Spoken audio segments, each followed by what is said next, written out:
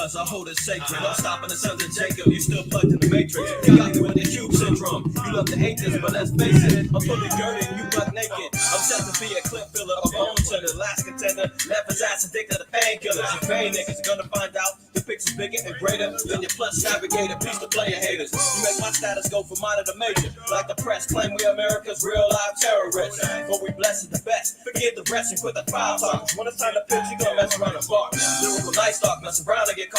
I'm already peeking, me and my brethren. Tell the SOJ, you as good as dead men. And that's real quoted. I have my throater. Got a grenade without the pin and you can hold it.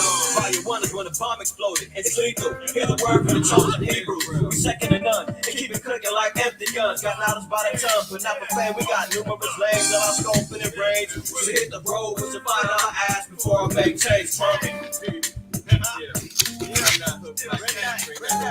burn the midnight oil for blood, sweat, bull. Liver cows is deep like boots and shore. We still standing in the man and grandstanding. Yeah, we got the word and we still standing. We burn the midnight oil for blood, sweat, bull. Liver cows is deep like boots and shore. We still standing in the man and grandstanding. Yeah, we got the word and we still standing. I'ma be like a chick with more balls and eight. Nigga lost with no glory for them calls. I'm making it one fly for the cause 2 times for my dogs. And I change my style like draws and balls with claws. Standing ovation. Who shine like stars in constellation. Congregation of prophets and priests. To say the least, we in your face like tea. Hoping that niggas get offended. Calls to the rest of the end. Assassinated and finished. They walk dead. Talking to feds, but I got a file so thick. They snap flicks, X5 and shit. Taking my blood shot. Niggas mug lots. Looking for the day when I can plug cops with hot rocks. Spitting 1-5 for the rich in the game. Stuck in this rule for the lies, so the truth we can bring. We on the corners and curves, no trenches and birds. I heard niggas don't like it to bring it, cause I serve like the night stalker. Niggas walking while I'm chalking. With the word they speak, the deceased while I'm talking. This falls with proper that the mouth shoot one, look one, book one. Got out of line and one should done. Cook the beef is ready to be served. As I curve and swerve the mics, you observe or I burn.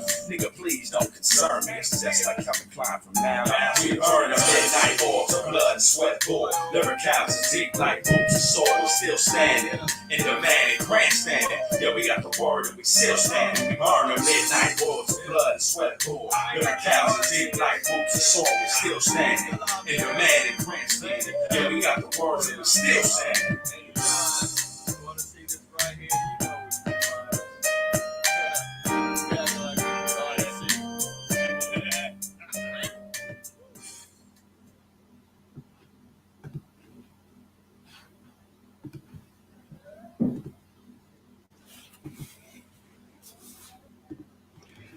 Welcome. Shabbat Shalom to the family in the house. All praise, honor, glory to the Most High, man. You've reached it. That's right. DSTM. Don't shoot the messenger. Episode, I believe, 299. If it's not, we calling it that. You dig what I'm saying? A little earlier start today. Got some more things we're trying to get done today. So join me on this journey again for another DSTM. Shouts to the family in the house. The house of Byron in the house. Shalom to y'all. The brothers up in the northwest, shalom to y'all. Uziel, Malachi, you brothers up there, be well. Ashar, Rawak, shalom to you out. Hopefully you will. Rosemary out there in London, shalom to you, sis. Uriah in the house, Al-Adai in the house, El in the house, all praise to the Most High, shalom fam. Look like we got Hoshai in the house, shalom to you out. Rania in the house, all right. The Quab in the house. Everybody, anyone else is going to be joining the live. Shalom, welcome. Shabbat shalom. And we got to get to it, man. We got to get to it. I don't have a lot of time today, but I am going to get it in with y'all as per usual. If you're catching up later on down the line, tomorrow, to later on today, whatever the case may be, shalom to y'all. It's all good. But nonetheless, it's time to get busy. It is time to get busy. You know what I want to do, man, today, just a little bit different. I want to set the tone by reading the book of Baruch, the 2nd chapter. Not going to do a whole lot of precepting today. I'll move as the Spirit moves me, but today I want to just read Baruch 2 with the fam, man. Just kind of meditate on it. I was reading it last night, and I was like, this would be good to kind of share for the day, a reading for the day for the family here, man. So let's get right to it, and then we'll get to the events of the week in the world. Let's see here. Let me share it like that.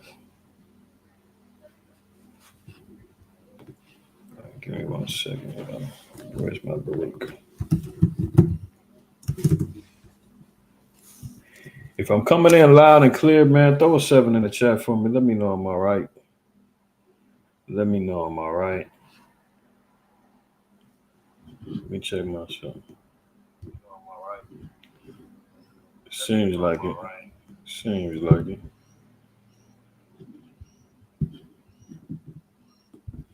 Seems like it. All right.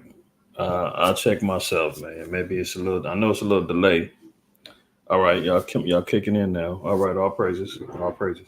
So let's get to it. All right, we're gonna read Baruch, the 2nd chapter. We're gonna read it through, and then we'll get to the events of the day. All right. Starting in verse 1. Therefore, the Lord hath made good his word, which he pronounced against us and against our judges that judged Israel, and against our kings and against our princes and against the men of Israel and Judah. So remind you, Baruch is a scribe for Jeremiah. This is during the Babylonian captivity. This is why it's so relevant, because here we are in the Babylonian captivity, and much of what he's saying resonates today with us, right? So as our people was dealing with a Babylonian captivity now, in ancient Babylon, new Babylon, right now, here we are dealing with much of the same. The Lord made good on his word. When we read Deuteronomy 28, 15 through 68, and all the rest of the cursings that happened to our people, and we see the parallels of what's happening with ancient Egypt and ancient Assyria and ancient Babylon, and we're seeing all those things reflective of us right now. The Lord made good on his word. Go against him, and we're going to pay the price. Didn't matter who you was. It said your judges, the kings, the princes. You know, we always say, man, one bad apple spoils the bunch. You think everybody that got on them slave ships, everybody who got colonized and got their lands destroyed and the women raped, everybody was wicked? No, there were still contingencies of our people who were keeping the laws, were trying to bear the priesthood, that were trying to maintain righteousness. But at the end of the day, one goes down, everybody goes down, right? So let's continue. To bring upon us great plagues, such as never happened under the whole heaven, as it came to pass in Jerusalem, according to the things that were written in the law of Moses. So there we go. That a man should eat the flesh of his own son and the flesh of his own daughter. That happened. We can't deny it. Israel, that happened. There were instances of cannibalism and whatnot. And even when you're talking about just devouring, meaning to sacrifice.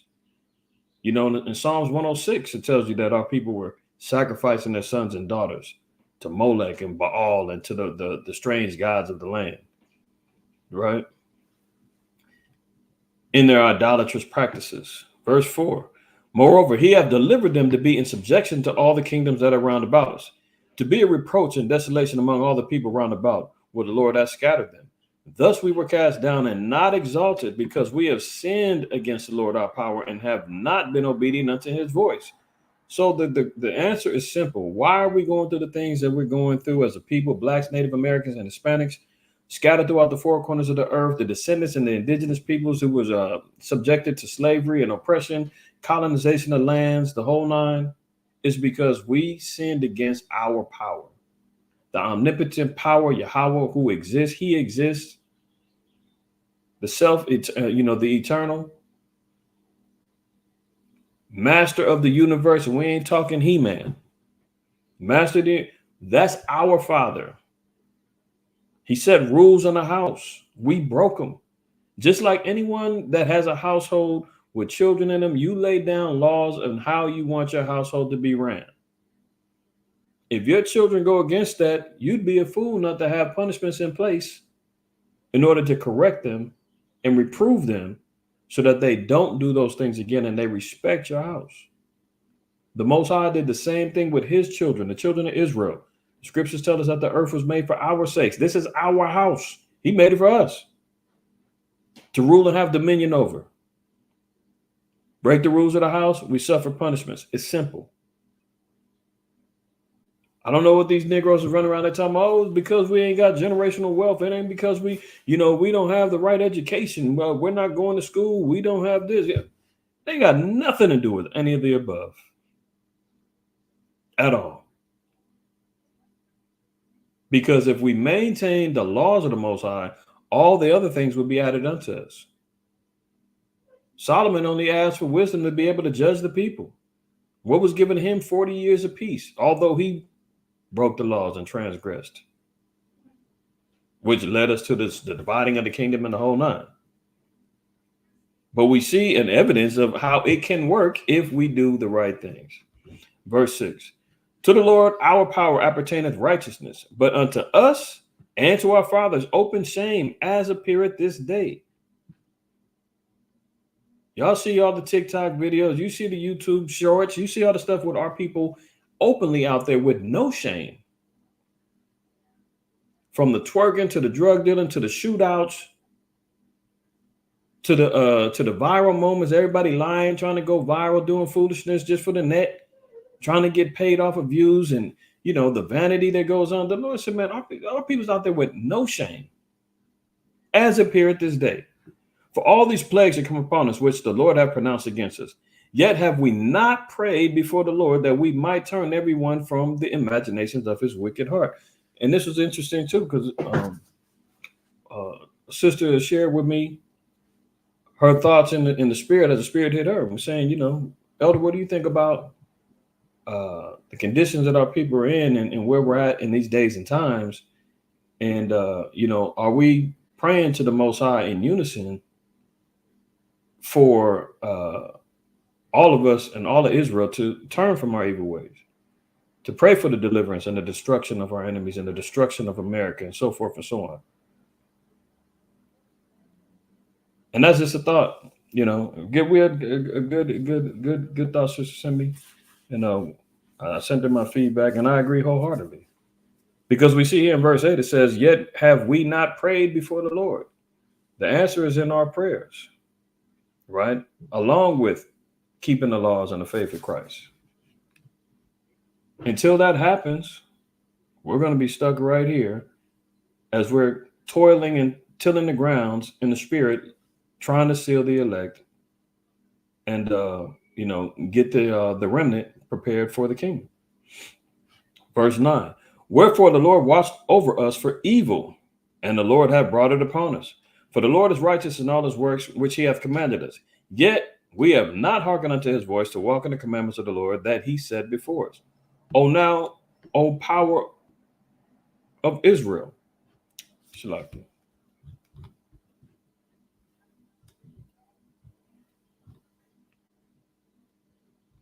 Did it change? It sure did. My bad, y'all. This computer's tripping. Now, where are we at? Let's start at verse 5 again. Thus we were cast down and not exalted, because we have sinned against the Lord our power and have not been obedient to his voice. To the Lord our power appertaineth righteousness, but unto us and to our fathers open shame, as it appeareth this day. For all these plagues that come upon us, which the Lord hath pronounced against us. So we get everything that the Lord said. Having to serve our enemies in one of all things, our sons and daughters being taken away from us, cursed when we go out, cursed when we come in, cursed be thy basket in thy store, cursed shalt thou be in the cities and the fields. We're going to go into captivity by way of ships. I mean, the list goes on and on. We get hit with the botch and the plague and the blasting and the mildew, various diseases. Our asses violently be taken away from us. I mean, there's still black farmers are still trying to wait for their quote unquote $1 billion settlement that they were supposed to get from the discrimination practices that they experienced. I don't even think they got paid yet. And we're talking about damn near 10 years ago. Black farmers won the settlement from the so-called white man doing racist practices when it comes down to their farming and the prices that they charge and all kind of madness that was happening with them. Seizing of the lands. I mean, y'all know. Sharecropping, Jim Crow, the civil rights era, you know, everything that we've had to fight and go through, all the plagues that pronounced against us came from the Most High. Verse 8, yet have we not prayed before the Lord that we might turn everyone from their imaginations of Shalakim. Verse 9, wherefore the Lord watched over for us for evil, and the Lord hath brought it upon us. For the Lord is righteous in all his works which he hath commanded us. Yet we have not hearkened unto his voice to walk in the commandments of the Lord that he set before us. See, it's about us walking in the commandments. So this is why you got these zombie operatives out there with the 3-piece suits on, and the priestly robes on with the white collars, telling our people that the laws are done away with. Those individuals are agents of Satan. They are the whole reason why our people remain in captivity. And the so-called white man knows this. This is why they have to be reared up in his Bible colleges, in his seminary schools, right? This is why they're holding all of these Christian conferences and everything else, trying their damnedest to try to stop the Israelites. They get funded by the so-called white man through his nonprofit 501c3 bylaws to get grants and money to keep them happy as they propose opposition towards the real men of the Lord who are trying to get our people to get back on the paths of righteousness. They want good old slave white Christianity telling you, no, believe in white Jesus, believe in the faith. All of this is about grace, the law of liberty. Oh, the law can't save you, all this other stuff. And they constantly are beating our people upside the head to make them feel as though being wicked is okay and God will accept you. Come as you are. Y'all heard that one before, right?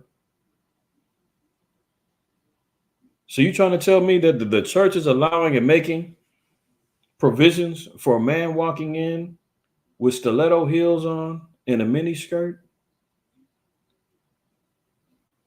And the church is okay with that? I'm sure they are. But this is what happens when they open up the doors and completely deter us away from what is going to get us back to the Most High. The Lord said it's because we didn't keep the commandments. That's it. If we get back to following after the righteous ways of the Lord, we'll be okay. We'll be saved. We'll be delivered. The Lord can finally end our captivity and our issues.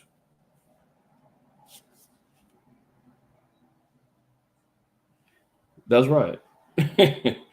Is there a scripture say, come as you are?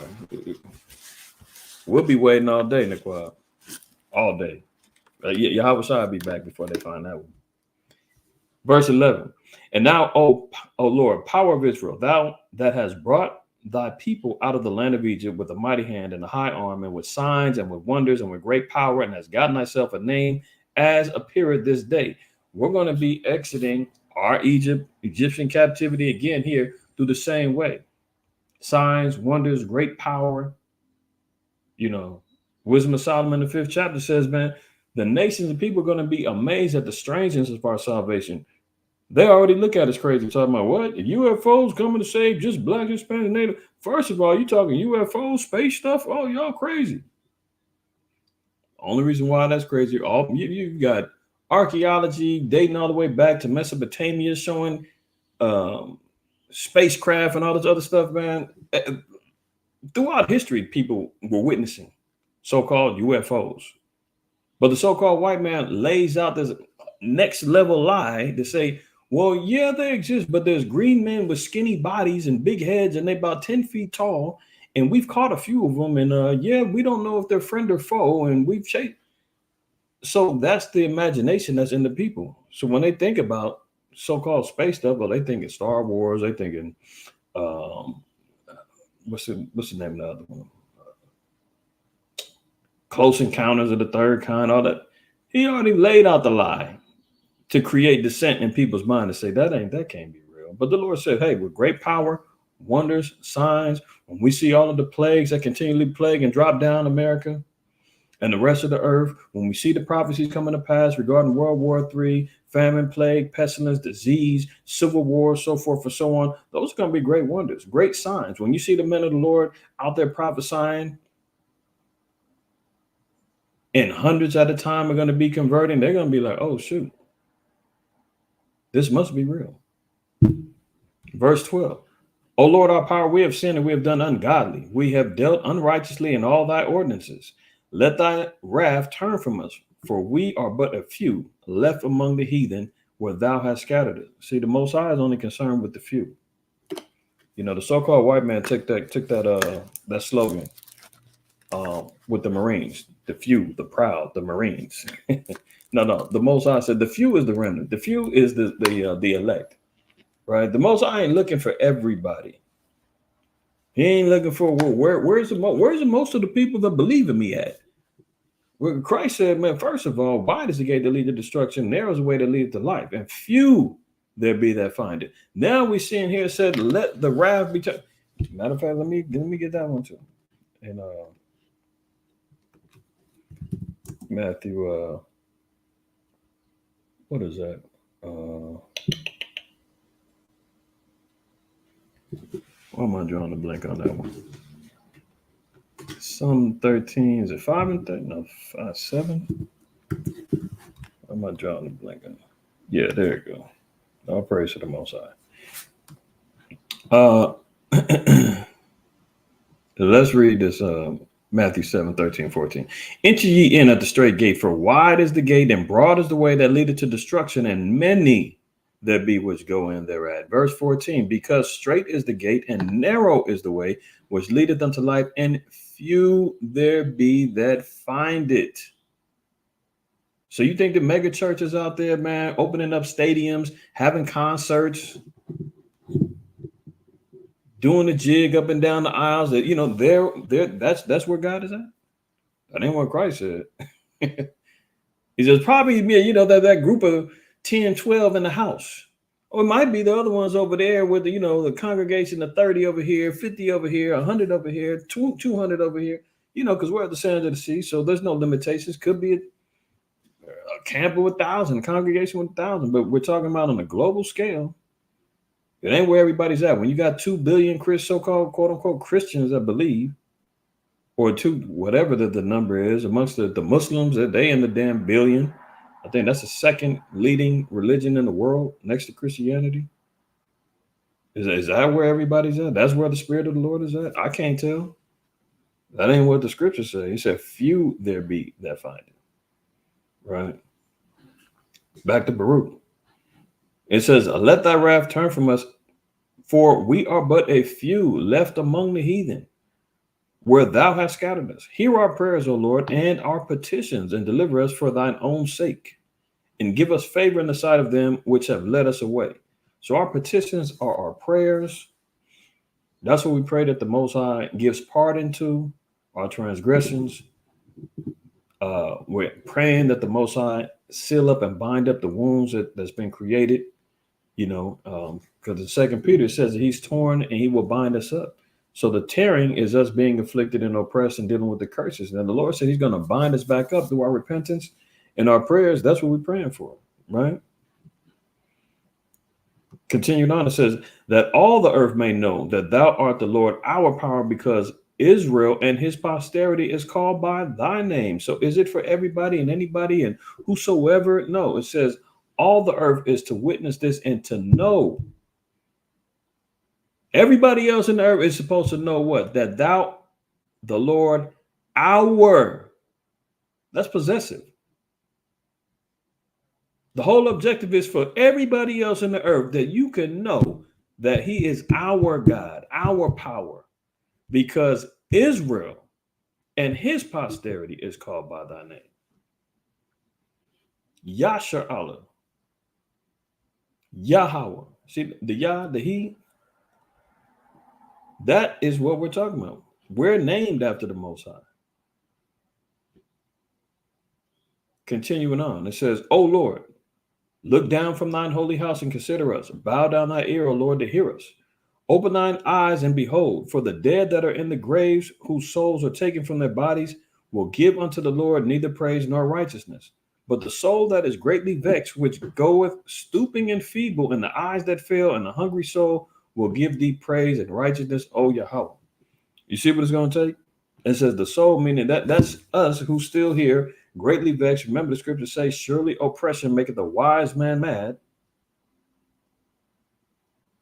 If you're not vexed at the things that you see here, let alone in America, throughout the earth, I mean, we get plagued. There was just a brother down in, I believe it was in Florida, Navy officer. I'm sure all of y'all heard about it. Killed by the police. And mind you, they knocked on the wrong door. They were supposed to be answering to a domestic issue, knocked on the wrong door, which was his door. He's a naval officer, licensed to have a firearm. They're knocking on the door, banging on the door, standing away from the peephole. He can't see who's out there as they're knocking on the door. What do you expect to go down? What do you expect to go down? Somebody knocking on your door in the middle of the damn night and they're standing away from the peephole. Would you just go there and open up your door and say, hello, who is it? Is anybody there? Anybody out there? Come on in. Or are you going to be armed and prepared because you don't know what's going on?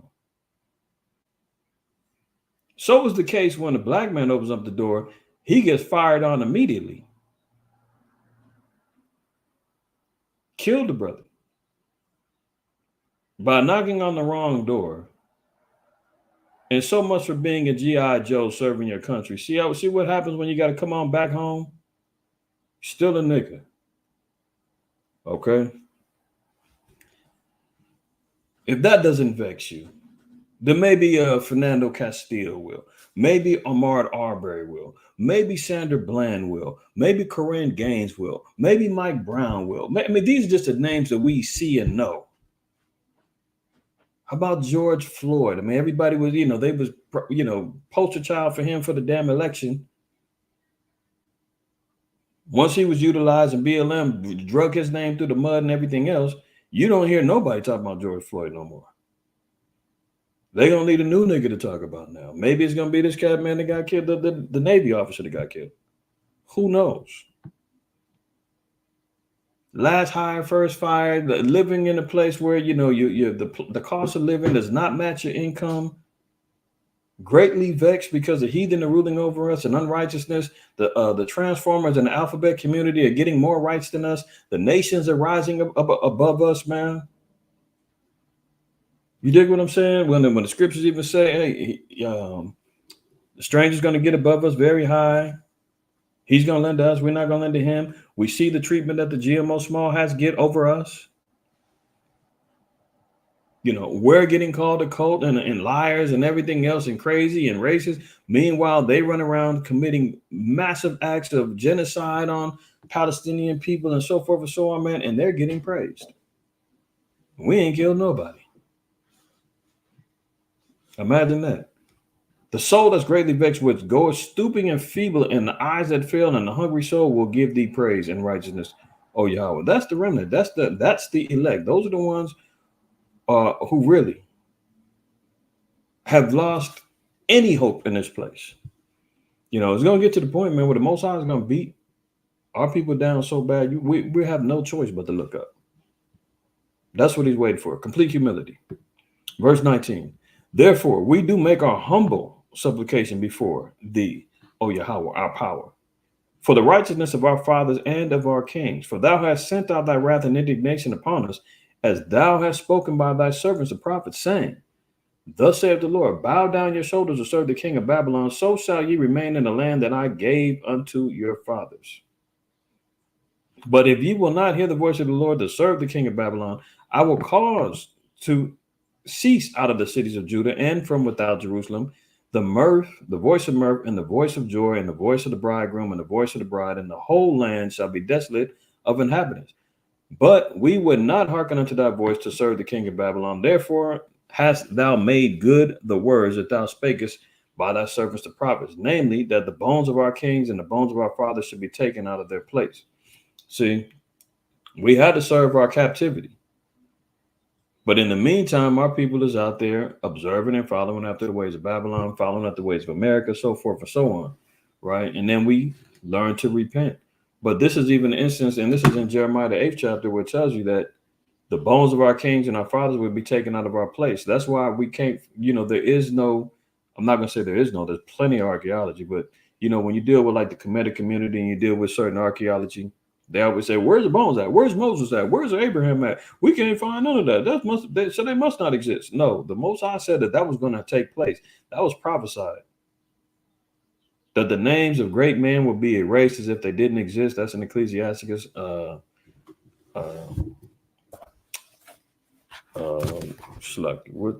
me see. Hold on. I don't want to quote it and not. 44. Yeah. So our legacy has to be found. Proverbs 25 tells us that's the honor of the king. It's the glory of the Most High to consider things. It's the honor of the king to search out a matter. So we got to go find these things, but we got to go through the judgment of the Lord to learn and to receive reproval, so that we can get back to where we're supposed to be. Verse 25, and lo, they are cast out to the heat of the day and to the frost of the night, and they died in great miseries by famine, sword, and pestilence. And the house which is called by their name was thou laid waste, as it is to be seen this day, for the wickedness of the house of Israel and the house of Judah. O Lord, our power, thou hast dealt with us after all thy goodness and according to all thy great mercy of thine. As thou spakest by thy servant Moses in the day when thou didst command him to write the law before the children of Israel, saying, and that's a cut for, the dang Christians that run around here talking about the law of Moses or the law of Christ. It wasn't Moses' law. What did it say? As thou spakest by thy servant Moses in the day when thou didst command him to write the law. Moses was operating under obedience under the commandments. The Most High made Moses inspired to write these commandments. Exodus 24:12 tells you that the commandments were written by the finger of the Most High. So as our people are running around trying to escape serving the law, that's Moses' law. As if he was a man that just decided, I'm just going to come up with these things to create order within the nations because y'all are out of control. I got to figure out some laws to get y'all right. Moses didn't do that. He did so at the commandment of the Most High, and the Most High gave him the commandments to deliver to the people. How easy is that to understand? But our people looking for every excuse as why not to keep the law. Well, we keep the law of Christ. The two greatest commandments, that's it. Meanwhile, Christ was following the same laws that you deny, which is the laws that Moses delivered to the people as commanded by the Most High. Sidebar. Moving on. Verse 29. If ye will not hear my voice, surely this great, very great multitude shall be turned into a small number among the nations where I will scatter them. For I knew that they would not hear me because it is a stiff-necked people. But in the land of their captivities, they shall remember themselves. So that's a prophecy. All throughout the history, man, every time we was in captivity, the Lord said, we'll remember who we are. Our people, we church, always, concerned about why is it important to know who we are? Okay, so why do we need to know we're Israelites, man? We're all part of the church. We're all children of God. No, we're not. Everyone is not. The Lord said that the children that he recognizes are the children of Israel. Who are the ones who have been destroyed for lack of knowledge? Who doesn't know who we are? What nations have, and Psalms 83 says that they took in crafty counsel, that the name of Israel will be no longer remembrance. So there's a people who were victimized with, real legitimate schemes in order to create spiritual amnesia on our people so that we would not know who we are. We would not remember our history. We would not remember. This is why they throw out all of these different avenues of knowledge so that our people think they're going to find back who they are. Oh, we're the Aboriginal indigenous. Oh, we're the what's that other dude's name? I forgot his name, but Tariq Nasheed, he got some movement going on about the something about the foundational Africans, is foundational African Americans, or some madness, man. I mean, you got the Pan-Africanists, you got the Egyptology, the Kemite community, you got all of these different avenues of telling our people, go down these pathways. Yeah. Everyone but that one that involves the Bible. That's why they don't care about all of these other avenues of knowledge, man. They're not laying down laws to restrict one from reading, prophesying, and teaching the Bible out publicly. They're not creating avenues of quote unquote hate speech. They're not worried about it in Canada, talking about giving you life sentences if you're reading passages from the Bible that condemn or exemplify any particular forms of quote unquote hate. You think they're worried about you reading the Egyptian Book of the Dead? Hell no. Think they worried about you reading them, historians and information from the 1800s from Spanish explorers and Portuguese explorers saying, hey, we found these people already here. They don't care about that. But as soon as you open up that book, man, and you start linking up saying, you know what? This is a spiritual testimony to you, me, and others, saying these people of the book, it sounds like me. Then you start doing more research, you start figuring it out, you're putting all the links together, then you add some of those other elements that we aforementioned. And then we put the links together and we say, oh, we're the children of the Lord. Oh, we got to keep the commandments. Oh, once we do so, it's a wrap. The downfall of our enemies will be upon the earth, and the kingdom is coming for us. That's where it's a problem. But here we are in captivity. It says this is where we're going to remember ourselves in our captivity. Even the brothers and sisters, man, that woke up and decided to lead the faith, and they don't believe no more, and there's all the other stuff.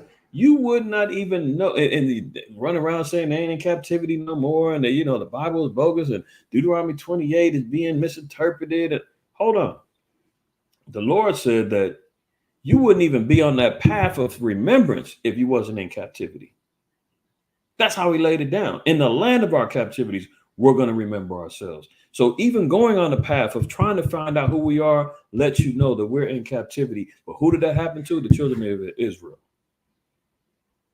So forget about all this other, where this people, where that people, where that. No. The Lord said that spirit wouldn't even come to your thoughts if you wasn't in captivity. And who that happened to? The children of Israel. Stop it right there. And then you build on what happened to the children of Israel. You put the pieces of the puzzle together. Verse 31. And shall know that I am the Lord, their power. For I will give them an heart and ears to hear. And they shall praise me in the land of their captivity and think upon my name. See, that's why we celebrate and observe the convocational days of the Lord, the holy convocations, despite what some say. Oh, you can't keep the holy days outside of Jerusalem. I can't tell. The Lord said that's exactly where you're going to be keeping them. Yahweh told the woman at the well in John the 4th chapter, he said, full well, you're not going to, you know what? I don't want to misquote Yahweh, so let me give him his just due. I don't want to misquote that. I'm going to get right to the point. John. Yeah. Let's read 9 down to 11, right? John 4, 19 down to 21. It says, the woman saith unto him, Sir, I perceive that thou art a prophet, which goes back to Deuteronomy 18, where Moses prophesied and said that one is going to come amongst your people that like unto me, a prophet.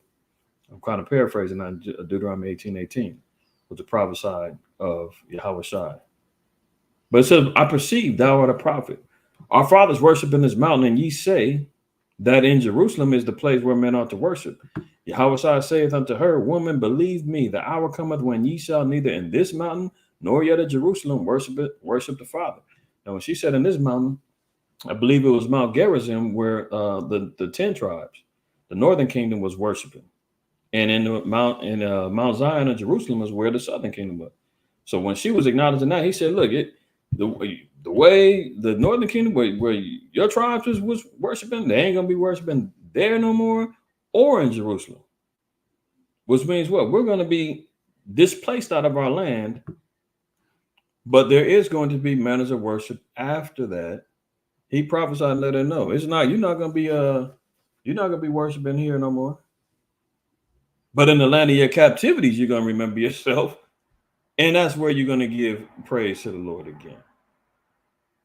Right? Verse 32, Shalaki, back in Baruch. And they shall praise me in the land of their captivity and think upon my name and return from their stiff neck and from their wicked deeds, for they shall remember the way of their fathers which sinned before the Lord. See, this is why, we do put an emphasis on ethnicity. We do put an emphasis on history. We do put an emphasis on understanding and knowing our past, right? Because that's the way that we get back. Jeremiah 6:16 says, seek ye the old paths. Where is the right way? Return from their stiff neck and from their wicked deeds, and they shall remember the way of their fathers was sin before the Lord. And I will bring them again into the land which I promised with an oath unto their fathers, Abraham, Isaac, and Jacob. So if the children of Israel are already over in the land, obviously the people that's over there, they're not the people, because the Lord said that we will be brought together out of the lands where we were scattered, and we're going to be brought back into the land of our forefathers, Abraham, Isaac, and Jacob, and they shall be lords of it, and I will increase them, and they shall not be diminished. Well, how are we going to be lords of it? You know, the Christians out there saying everybody's going to be saved, even if you don't believe in the Apocrypha, no problem. Well, you got Revelation, right? 2:26 says, and he that overcometh and keepeth my works unto the end, to him will I give power over the nations. Huh? So there's going to be a hierarchy of power in the kingdom. We're not going in hand, everybody, you know, we are the world and the Rainbow Coalition and everybody else, we all riding into the kingdom together. That's not going down. There's going to be structure and order in the kingdom. And the Lord said that he that keepeth his works unto the end, him will he give power over the nations. And he shall rule them with a rod of iron. As the vessels of a potter shall they be broken to shivers, even as I received in my Father. If they get out of line, somebody's going to get broken with this rod of iron. The laws and the commandments and the discipline of the judgments will be in effect. But power, whoever overcomes, and if you're speaking this to the churches which was inhabited by Israelites, the 7 churches, that was all Israel in there,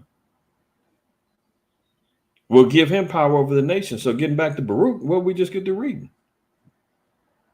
And I will bring them again into the land which I promised with an oath unto their fathers, Abraham, Isaac, and Jacob, and they shall be lords over it, lords of it.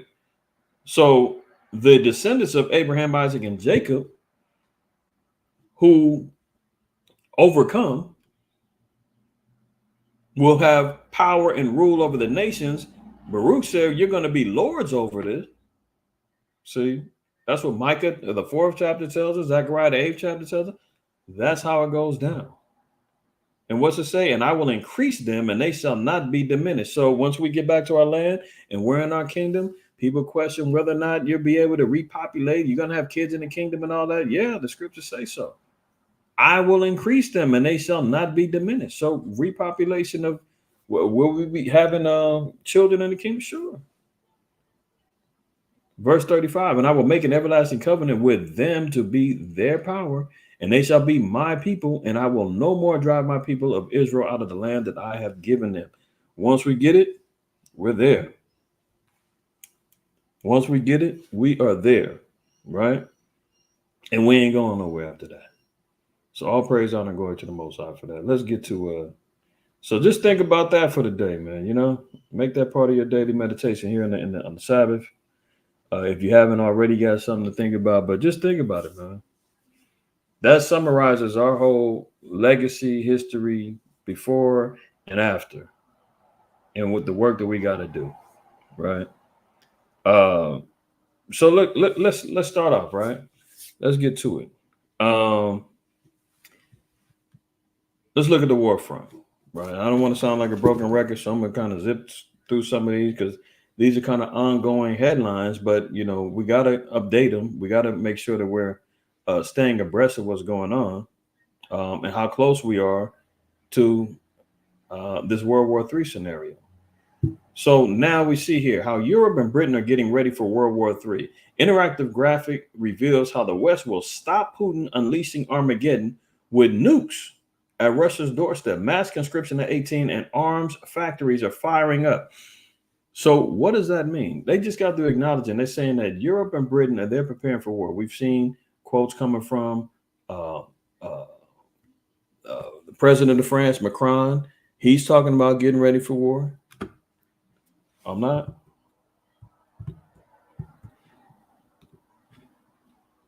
You telling me that whole time I'm reading those scriptures, y'all didn't see nothing?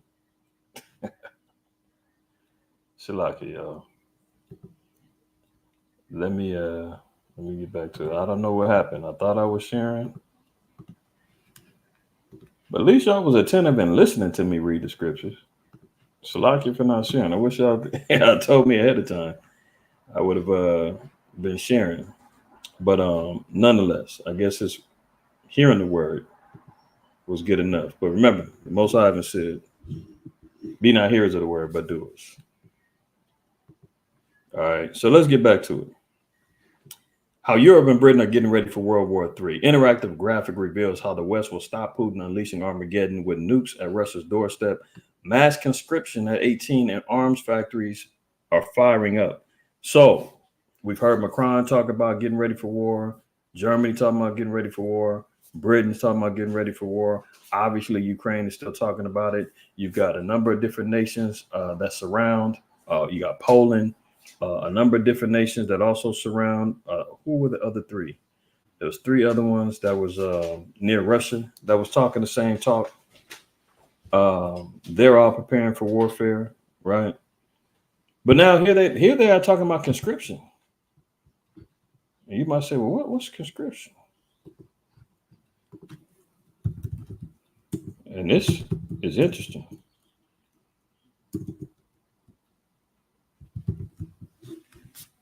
Let's look at this real quick.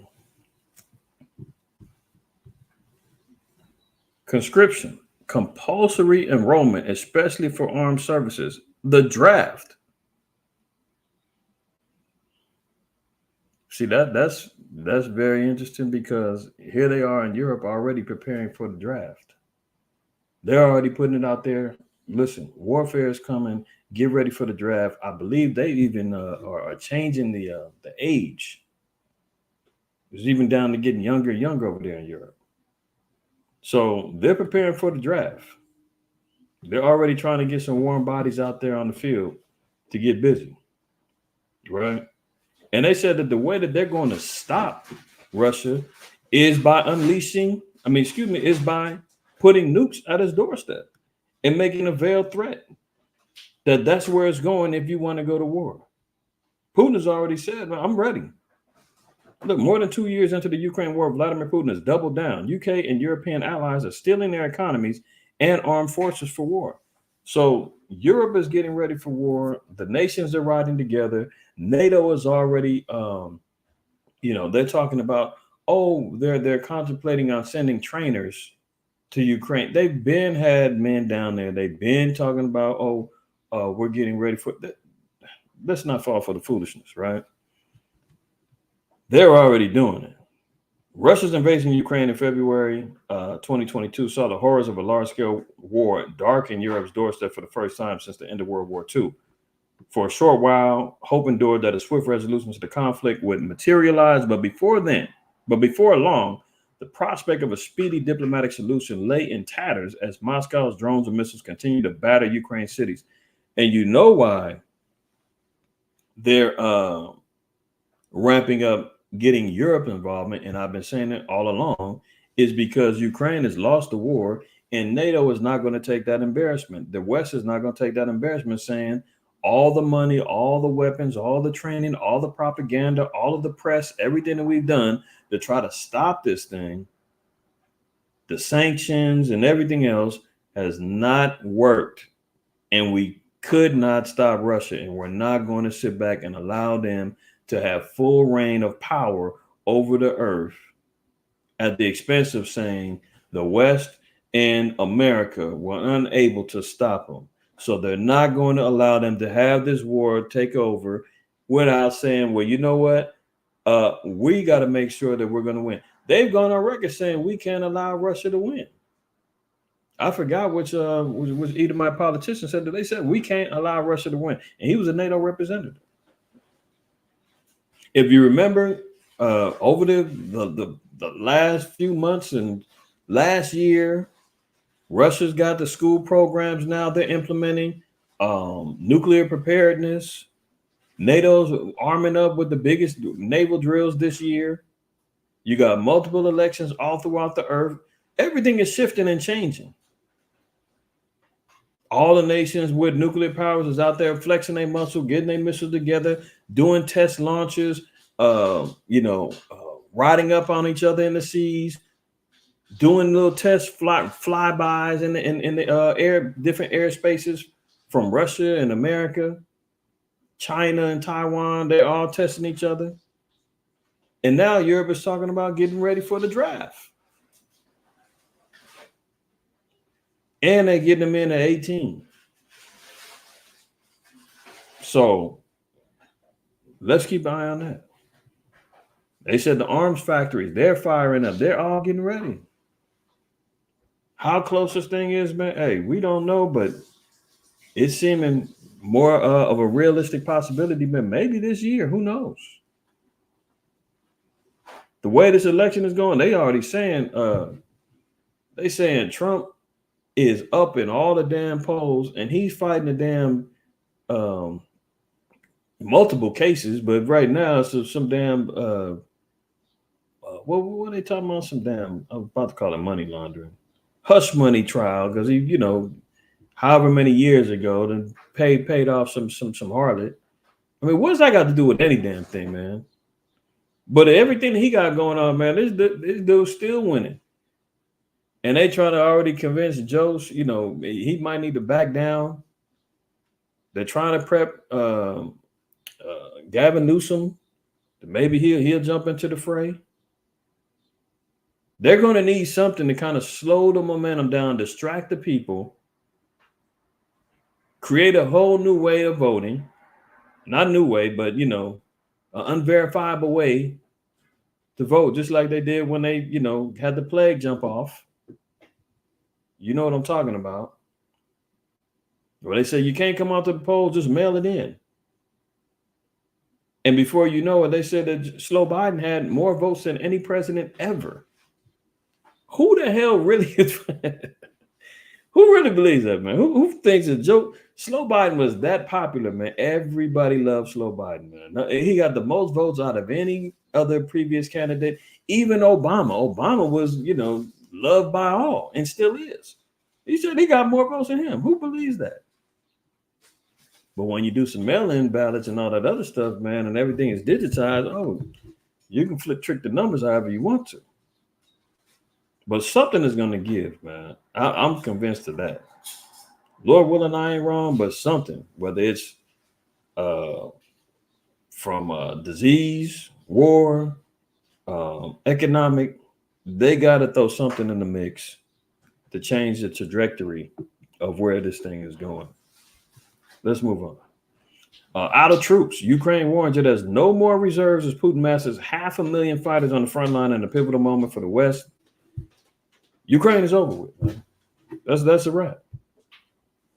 And now Putin gets these 500,000 lined up to join the rest that was already over there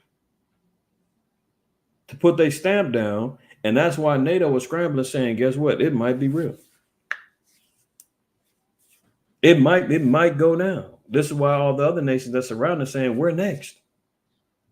They don't want that going down. So as they see him marching another 500,000, troops down there, they're saying, well, what's that for? Ukraine is pretty much a wrap. Why is he marching even more down there? That's why NATO is nervous. And they're saying, well, America says, well, the only way we're going to stop him, we're going to have to send some nukes down there at his doorstep and let him know. We'll fire off if you really want to go there. But let's continue. Look at this guy. Yeah. See, here they go. The world's fault. Zelensky speaks out amid Russian assault. This idiot, man, this dude says it is it's the world's fault that this happened to him and his people. Forget all of the history between Russia and Ukraine and them, annexing themselves away from the Soviet Union back in the 90s. Forget about them having NAZI, political parties running things. Forget about all of the racism that they committed to the Nigerians and the blacks that was over. Forget all of that stuff, man. He says the reason, forget the fact that you open up your doors and allow NATO to come in there and manipulate you and say we want to move a little bit closer in when you had an agreement with Russia that NATO was not allowed to come any closer to Russia. And you said, well, forget all that. Y'all can come on over here with us as long as you make us a part of NATO. That's what sparked this whole thing off. But Zelensky says, no. What's happening to us is your fault now. After all these people been running around here with their damn blue and yellow flags and talking about stand with Ukraine and all this other stuff. And now he sit back and slap you in the face and say, it's your fault. After all the support that they went out there and had Hollywood people out there going on TV, they let him speak at the damn Grammy. What was it? The Grammys or one of them, what was it? Within the first year of the war, they opened up a teleprompter and let him speak at a damn Oscar awards or something like that. You know, they let him politicize. He's flying around countries in his same old green, dirty suit on, army suit on. Meanwhile, you've seen the videos of him twerking and wearing heels and, you know, dressing like a damn sodomite. That's really what he's up to. You got damn hundreds of billions of dollars, and he says, you know what? All of this is your fault. So take that, America. Take that. You bleeding heart, you know, Democrats and liberals and anybody else saying, oh, that's not right. That dude still slap you in the face and say, man, this is your fault. After everything y'all did. Sirach 40, let me read this. And this is what happens with him.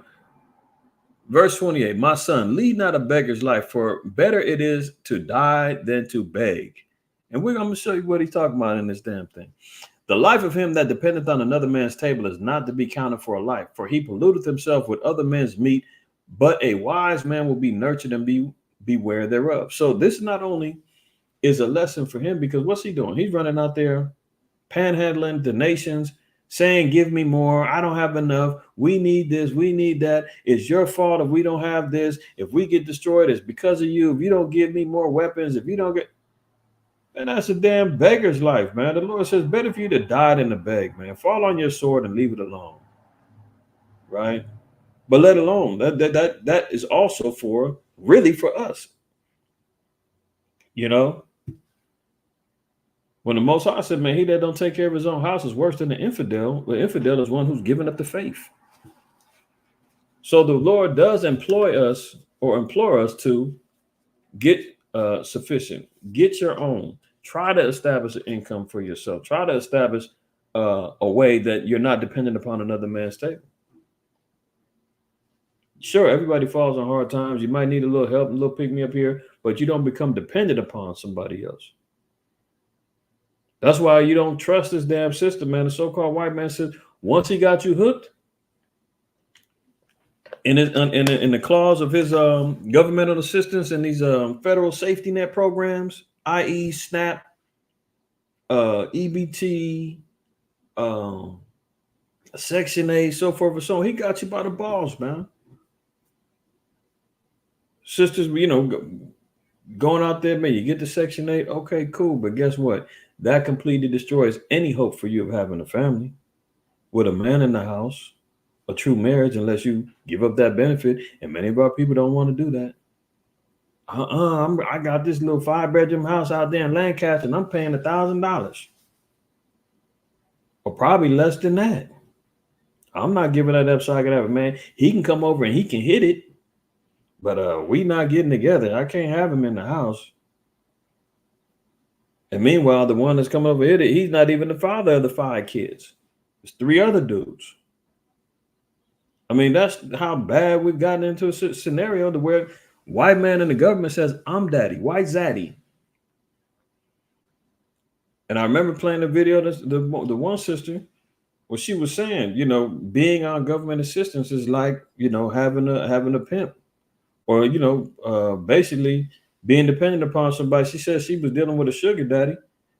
And even though he had money, he would give her just enough to keep coming back. And that's where the dependency comes on. He's going to give you just enough to get by. But guess what, man? When they switch up this economy and they do things, man, they cut the damn faucets off. You see what happened when they turn off the faucets of the damn EDD and PPP and everything else.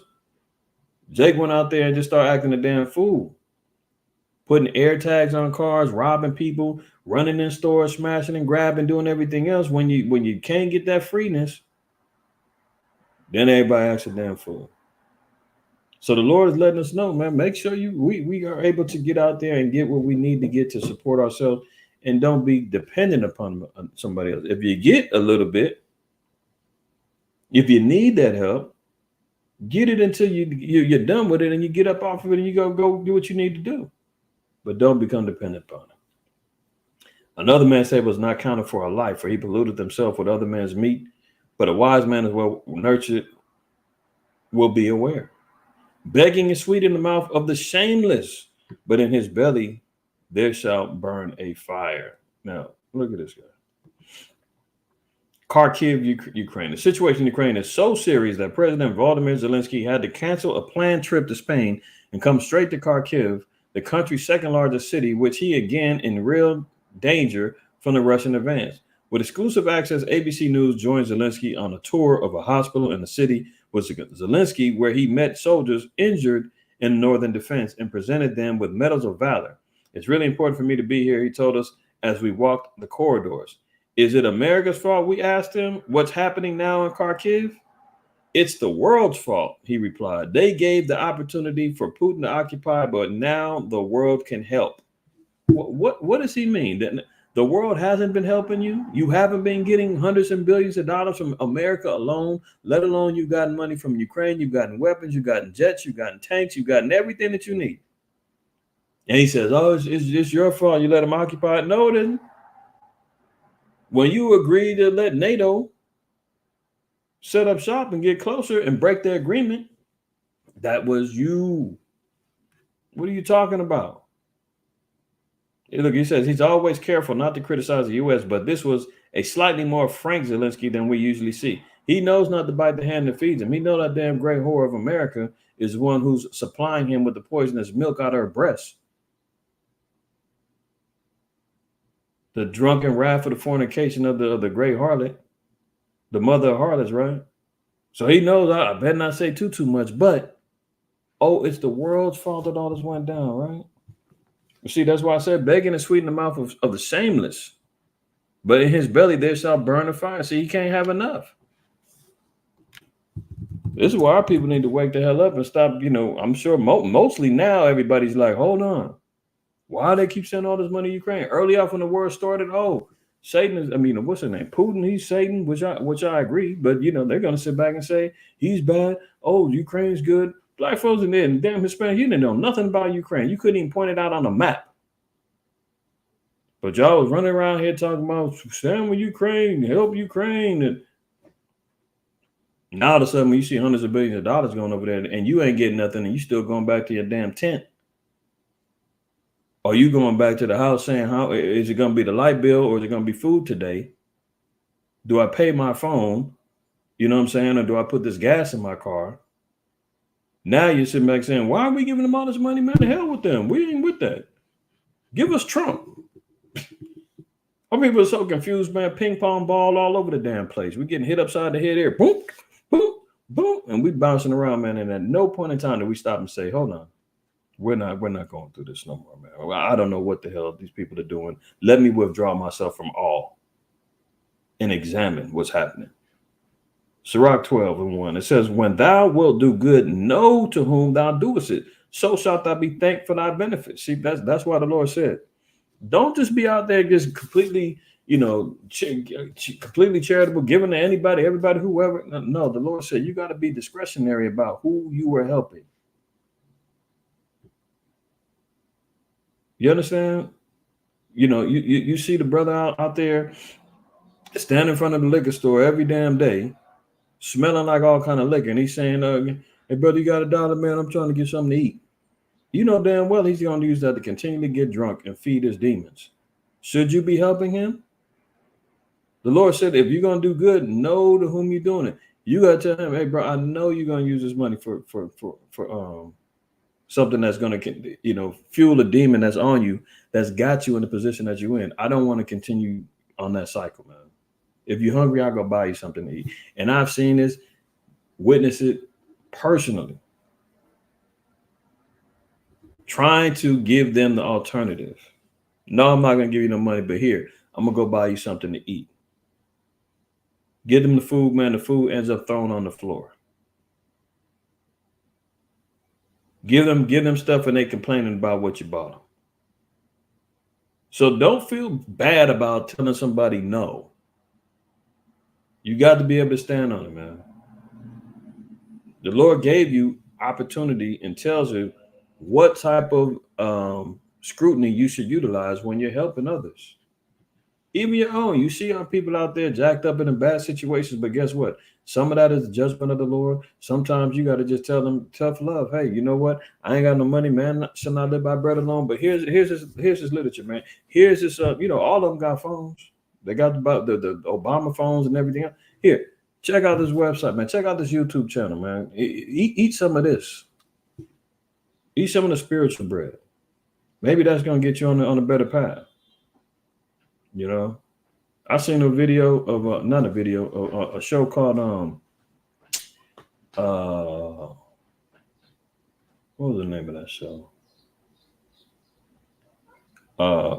Basically it was about dealing with people with addictions, man, and the family members wanted to have like a ambush council with them, and they was following this one Edomite. He was like in his 20s, and this dude had a heroin habit. $200 a day habit, and he was funding himself by panhandling out down the streets. It's $200 a day. That's $1,400 a week. That's more than most make at your job of your salaries. A lot of people ain't making $1,400 a week. Now, granted, that's 7 days a week, but however, he getting $1,400 a week just to fuel his drug habit, right? And was making it just off of begging for money. I don't know if anybody's seen that show. It's on the tip of my tongue, man. Intervention. That's it. But anyway, I mean, you see how people get down. Zelensky needs an intervention, man. This dude constantly begging, telling back, no, the world can help now. We give you more. What? That's over with, man. Do good to the godly man, and thou shalt find a recompense. And if not from him, yet from the Most High.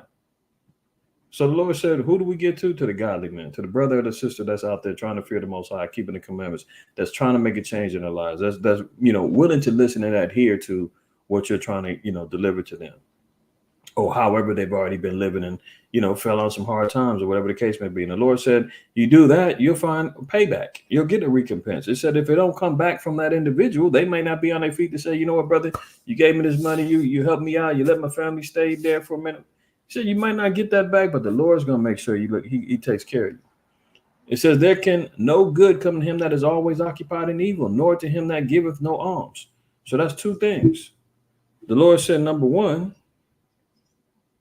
you can't deliver good to anybody nothing good is going to come out of somebody who's always occupied in evil. You trying to help the sister over there, man. She prostituting herself all day up every day up and down Fig, and you trying to tell her, hey, get off the street, sisters. You need to repent. If they always occupied in evil, man, there's nothing that's gonna go. No good is gonna come from it. Their conscience is seared with a hot iron. They ain't trying to leave. And it says, nor to him that giveth no alms. Scripture said, man, alms deliver from death. Alms is very important. Whether it's monetary, whether it's through your time and your efforts that you do, towards helping, your brothers and your sisters that's in the faith. The Lord said, man, no good is going to come if you don't give no alms, man. So everybody should be giving their charitable alms to help further ministries. It don't have to be MOTC. It could be whatever the case may be. We don't necessarily always be saying give, and we ain't selling nothing. But the water to the brothers and sisters who have supported us and given alms and throughout the years is much appreciated. It does not go unnoticed. Like the Most High said, if it's not always acknowledged by us, the Most High knows, But I always try to acknowledge, when brothers and sisters do support the ministry here at MOTC and give your alms. It's much appreciated, much needed. It goes a long way in helping us in our efforts to continue the gospel and continue on trying to get this word out and to create a environment for brothers and sisters to repent, and learn from. Right. Verse 4 is the last one I'm reading. Give to the godly man and help not a sinner. So Zelensky is clearly a sinner. He's out there doing all kind of abominations and wickedness, man. Let alone he's a damn heathen. we ain't trying to help him. But it just shows you the hypocrisy, man. That this guy runs around now. He says it's your fault that he's in the situation that he's in right now. Right. So go figure. Go figure. Let me select. Oops. Let's continue on. All right. Russia warns it is ready for direct conflict if the West wants to fight for Ukraine on the battlefield, says Swedish Prime Minister, says he is open to hosting nukes in a war situation. So the drama continues. He says he's ready to fight a direct conflict. If the West wants it, he said he's ready to go. And they're going to get busy with nukes. So there you have it. Continuing on, it says Iranian lawmaker declares Tehran obtained a nuclear bomb. So now they're already saying, the lawmakers in Iran are saying Iran's already got a hold of nukes.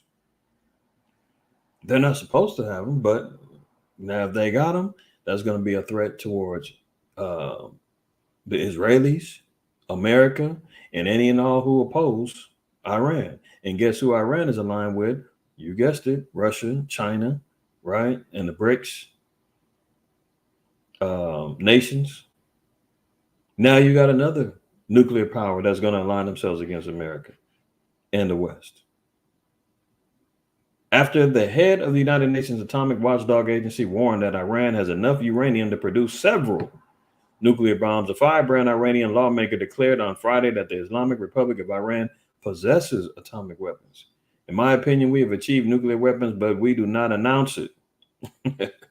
See, they ain't going to tell you. They got them, but they ain't going to speak on it. Meanwhile, he just spoke on it. Damn heathen. It's so silly.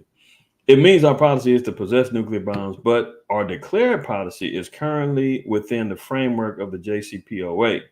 Ahmad Bakshayesh Ardestani told the Iran-based outlet Riyadh 24 on Friday, according to an article published by the independent news organization Iran International in London. Let me see if I can find this headline.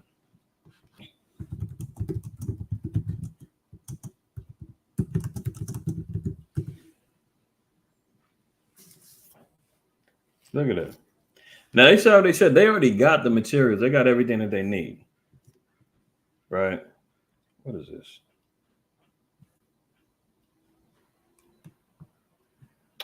See. I don't even need to go to the headline. They're trying to block the site. But anyway, you can see it right here. Iran can make official material for a bomb in about 12 days. All they need is 12 days, man, and they can make a damn nuke. Look, Iran can make enough material for a nuclear device in about 12 days. They're already acknowledging they got the atomic material, infrastructure, and everything else. They already got the bombs ready to go. So add more fuel to the fire. No pun intended. But Iran is ready too. Let's continue. North Korea fires multiple short-range ballistic missiles. Seoul says, so South Korea says that North Korea is out firing their short-range ballistic missiles. They're preparing as well. You know, North Korea they don't never want to be left out. So they're over there launching. They want some attention. They're prepared, right? And they're already acknowledged that they're lining themselves up with Russia as well. Kim Jong-un then already came out and was like, man, he's pledging his allegiance to Putin. This thing is going to be huge, man. When we reading Daniel, the 12th chapter says it's going to be like a time such as never since before. Paraphrasing, I mean, unreal. Catastrophes and destruction is coming.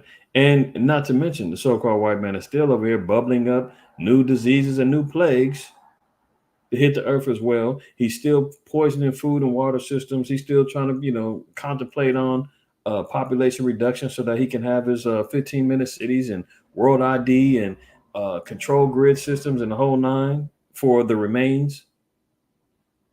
I was watching this little video where this Edomite woman wrote a book about, the impacts of nuclear war or whatnot. And she said that within 72 minutes, and I think I shared this article a while back, within 72 minutes, In all-out nuclear Armageddon, she said 5 billion people will be dead. And that's what, yeah, I did share this article, but I watched a video of her being interviewed. 72 minutes. And then when you read about America being destroyed in an hour, I mean, that could be literal. Right? And here these nations are, they're getting ready. So let's move on. Gunned down. Slovakia Prime Minister shot pro-Putin leader Robert Fico fighting for his life after assassination attempt. As gunman 71 is arrested. Y'all remember a few weeks ago, I was talking about assassinations of political figures is up. Remember, it said that this is the headline that I initiated was talking about Mexico. I think they said there was like 60 political assassinations in this election year in Mexico. They killed a guy down in Argentina, Ecuador. I think they had an issue in Argentina, Africa. Now I brought out all those articles, and then next thing you know, here we go. A couple of weeks later, look at this. So just moving in the spirit and seeing how, and I remember bringing out 2 Ezra 15, regarding people not regarding the princes and the rulers or whatnot, man, sedition among men. So here we got a pro-Putin leader in Slovakia, the prime minister. He gets shot. They try to take him out. And obviously this is politically motivated because of his affiliations with Putin and Russia. And he voted against Ukraine joining NATO. So this was a hit. And they said, oh, this guy's 71, he operated on his own. But come on, man. Who knows how this thing went down?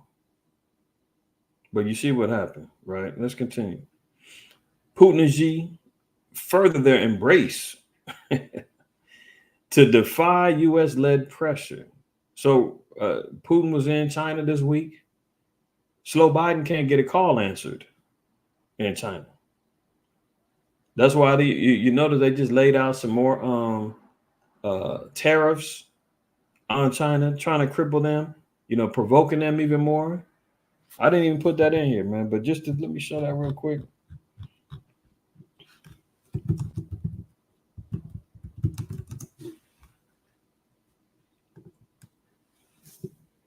China's economy is already jacked up right now. They ain't doing too good, right? But America doubles down and then says Biden sharply hikes U.S. tariffs on an array of Chinese imports. The United States imported $427 billion in goods from China in 2023 and exported $148 billion to the world's number 2 economy, according to the U.S. Census Bureau, a trade gap that has persisted. Long story short, when the U.S. hikes up these tariffs and these taxes on it, they already going to cripple them even more economically. So now you see why China made a move and said, well, let me get back. We need to get over here and fast track this BRICS movement with Russia. We need to get this economy going. We need to break away from the dollar. We need to fall back from dealing with this madness over here. Right? And you see what ends up happening. See, this is how the Most High, gives certain principles when it comes down to what these nations out here doing. And he tells us, no, I want Ecclesiastes.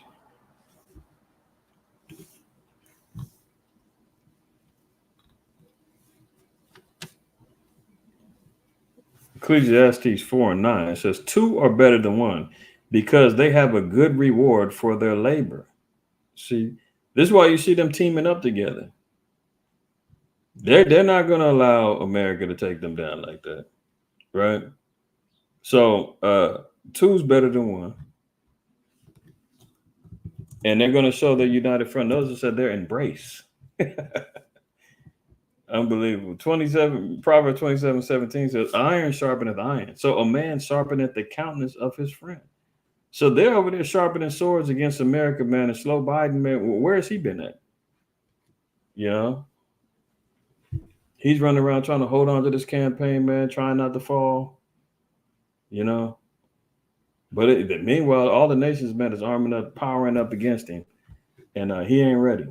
So Chinese President Xi Jinping and Russian President Vladimir Putin doubled down on their alliance against the West. Hello? This week, accusing the United States and its allies of trying to block their nation's rise during a 2-day official visit to China by the Kremlin leader that ended Friday. It was Putin's first trip abroad since beginning a 5th term in office following a pro-forma election in March. While the visit was timed to honor the 75th anniversary of the Soviet Union's recognition of the People's Republic of China and kickstart a year of Russian-Chinese cultural exchange, there was little question of the wider geopolitical drama at play. So they openly were showing their alliances and their allegiances and their power grab against America. And they said they're getting ready for both conflict. All right. I don't have the video. Do I have the video to play? Yeah. You think there? I'm gonna play a little bit of this video, man. Hold on. Let me make sure. All right. I'm using this fair use for commentary, feedback, and for teaching purposes. Former CDC director warns scientists are likely creating the next pandemic right now, and it's going to be a strain of bird flu designed to attack the human immune system. This guy's a former CDC director. This is what he says could possibly be happening. This ain't me, right? Hold on. Let me see something. Oh, I thought I had it. I don't. See, I want to, let me, I don't want no problems, YouTube. I don't want no problems, all right? Just in the event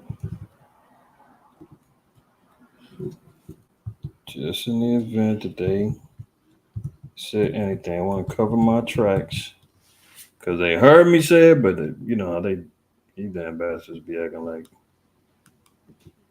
it don't matter. All right, so I'm gonna play this video. This is under fair use. I believe I'm sharing it. All right, this is under fair use. Then I'm gonna be sharing this for commentary and teaching purposes. Now we see here on this video, this is CDC director, and he's gonna sit back and say that the next thing that they're over there drumming up, and we're hearing about it all over the place, that whether or not this is going to be a legitimate threat or are they just utilizing it to, scare, control people, we don't know yet. Because some of the stories of this bird flu transferring from animal to human, a couple of them, they walked back and said, no, they didn't have bird flu. We don't know. Is it just a hidden veiled threat? It's mostly attacking the animals. What I do know and what I can see in the spirit is them utilizing this and letting this get loose for the food supply. The chickens getting affected, cows getting affected, right? That could shut down farmers. That could shut down, issues or matters of creating a man-made famine where there's, a scarcity of goods to where, certain proteins is too expensive. And guess what they got to back it up with? Oh, don't worry about it. We got, the GMO this ready, the fake meat this, the frankenfood that. And this is going to be the new meats moving forward until we get a grip on this thing that's been, plaguing the earth. But look, watch him. He says now this is the next thing that they're working on, the next pandemic. And we've heard Fauci say it. We've heard Bill Gates say it. We've heard Slow Biden say it, that there's going to be another one. Listen, let me hear what he got to say. You think they should all be stopping this? Yeah, I wrote an op-ed with. Didn't we see last week? Didn't they say that China was in the lab bubbling up a new Ebola? See, they've got the heathens, man, working tirelessly to figure out what's going to be the next thing that they want to get busy with. Hold on. Get your reaction to these State Department documents. Well, Elizabeth, I think it's really important. And I do think once they are declassified, the American public will get a much better understanding of the knowledge base we have. Clearly, the FBI was able to look through this material and come, with modern certainty that this came from a lab. The Energy Department, low certainty. I might argue that the few. See, I want to get to the point. I don't have a timestamp. So lucky, y'all. So I don't want to, they be flagging if you say it was a lab leak and all this other stuff. Where's the part where he says?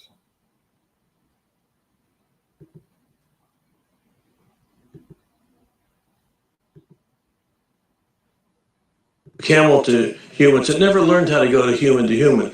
Normally, there's a species barrier that takes a long time for these zoonotic viruses to figure out how to get around. Mm-hmm. But when COVID started, it was immediately, I say, the second most infect human Right. tissue. They were So it's just doing very disappointing. questions about this gain of function. Species barrier, but this virus is already experiments that are intentionally, absolutely. I hope so. Boy, do I. Modifying viruses, and bird flu, I think, is going to be the cause of the great pandemic, where they are teaching these viruses how to be more infectious for humans. All right. Yes or no? Did you hear that? That's how devious the so-called white man is, man. He said they are learning how to teach viruses, man. They're experimenting and they're training these viruses because the viruses and these things are live. These are live things. He said they're teaching them how to infect humans. Hold on. Be done. That's the real threat. That's the real biosecurity threat that these university labs. But in the laboratory, I could make it highly infectious for humans in months because it's been published, the 5 amino acids that I need to change. And so I don't think that research should be done. That's the real threat. That's the real biosecurity threat that these university labs are doing. These bio experiments that are intentionally modifying viruses, and bird flu, I think, is going to be the cause of the great pandemic, where they are teaching these viruses how to be more infectious for humans. All right. Now that's his professional opinion as a scientist, former head of the CDC, the place where they control the diseases. Center for Disease Control. They control the disease. You follow? And he says they're in there teaching viruses how to infect humans. I mean, if the white man is not the devil, man, I don't know who is. That's why the Most High even said, man, if not where and who is he in Job 9:24? The wicked. I mean, who else is diabolical in thinking about teaching viruses how to attack humans? I mean, we've got a long legacy, man, just amongst our own people. Dealing with biological and chemical warfare, man, from the smallpox blankets down to the Tuskegee experiments with syphilis. He's consistently been drumming up things to destroy and kill. Let's move on. Yes or no? Well, here we go. Bird flu hits New York as humans told to stay alert after the new H5N1 pandemic warning. So here we go with some more, more hype, more threats to the sanity of people. People they just catching their breath now from, the COVID situation. And now you get bombarded, you're getting hit upside again. Here comes another one. I still see people out there, man, masked up like crazy. See, samples from 6 birds tested positive for the avian flu, including a red-tailed hawk, 3 Canadian geese, a peregrine falcon, and a chicken, Science Alert report. See, these are all, it's infecting these birds, man, and they've got a small handful of them. 1 hawk, 3 geese, 1 falcon, and chicken, and then they go tell all of New York, get ready. So either it's fear that they're instilling upon people and warning, and then next thing you know, they do let out something wild. But come on, I don't even think it's that damn serious. But they're utilizing it. They're trying to pump it up, which means they probably got something else out. They're going to say, it started off with this, and it turned into this, just like they keep talking about all the mutations of the vid and everything else. You got to watch this guy, man. Let's continue. If y'all didn't know, France got a state of emergency off of the island of New Caledonia. Deadly riots going on over there over electoral reform. Let's look a little bit of this. And you know, France is where they're having the elections. I mean, not the elections, Slovakia, the Olympics. Conformément à la demande du président de la République, le Premier ministre a présenté lors du Conseil des... Enough for you. But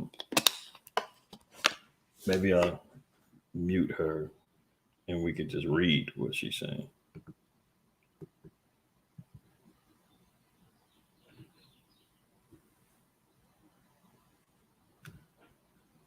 So she says she's going to deal with a serious breaches of public. Currently, in application of this decree, the state will have reinforced powers to ensure the maintenance of order, and in particular, will be able to impose traffic bans, text messages, house arrests, and searches. Did you hear that?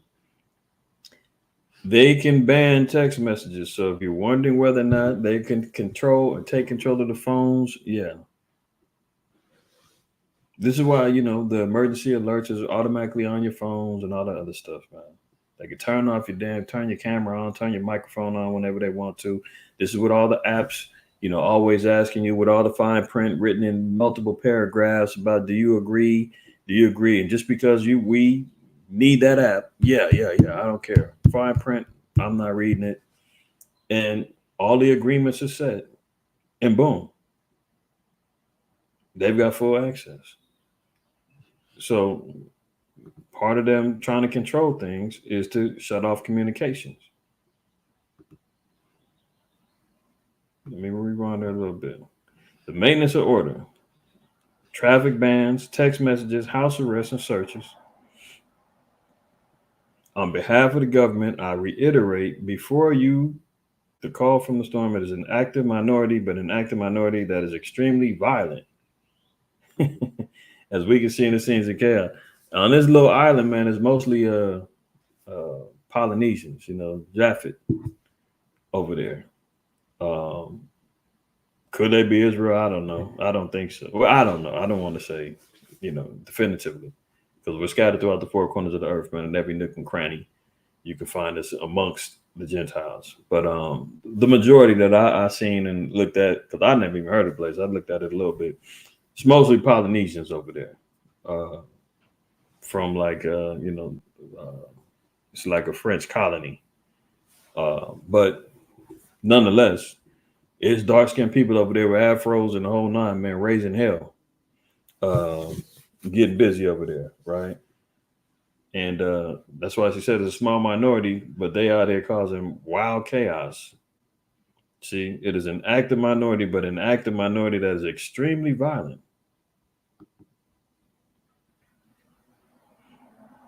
As we can see in the chaos, and so that was at stake for us now, the curfew and the state of emergency. I think they said 6 people are dead, which is presented at the cabinet meeting, which will become in force at 8 p.m. So, you know, all the nations, man, is upset at the so-called white man.